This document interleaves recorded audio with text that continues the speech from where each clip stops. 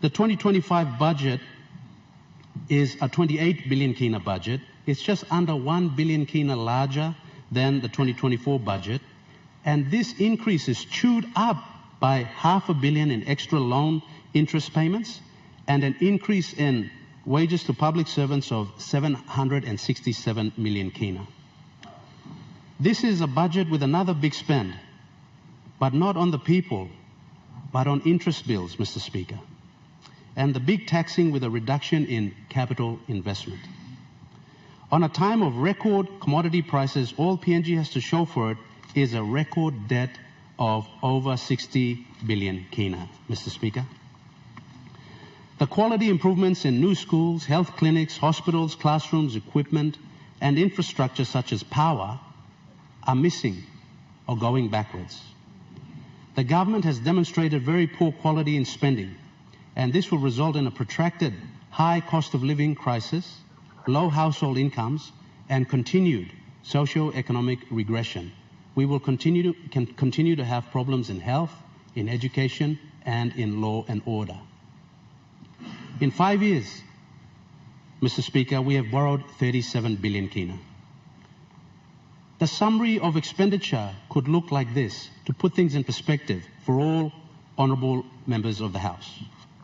37 billion kina, 22 billion kina provincial block grants, 1 billion per province, 2 billion kina to health, education and police and defence and agriculture, 5 billion kina on everything else.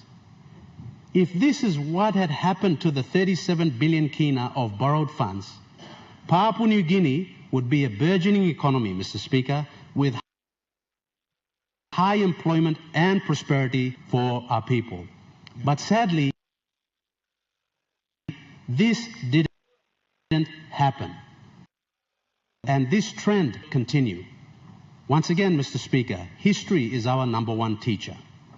I judge the Treasurer and the Marapa government on 2024 budget performance and take note that opposition members of Parliament have been deprived their appropriations, notwithstanding the fact that they represent people who make up the country called Papua New Guinea. I cannot support weaponization of budgets because of petty politics and the need to maintain power at all costs. Mr. Speaker, on behalf of the people of Chuave, I thank the Treasurer and the Marapa government for removing projects for the Chuave people from the PIP investment program and for attempting to victimize me and them as the political representative of the people of Chuave. Take note, Mr. Speaker, this only galvanizes my resolve to call this government out for the total economic mismanagement of the country, with the most incompetent treasurer in our history and the worst prime minister in our history, Mr. Speaker.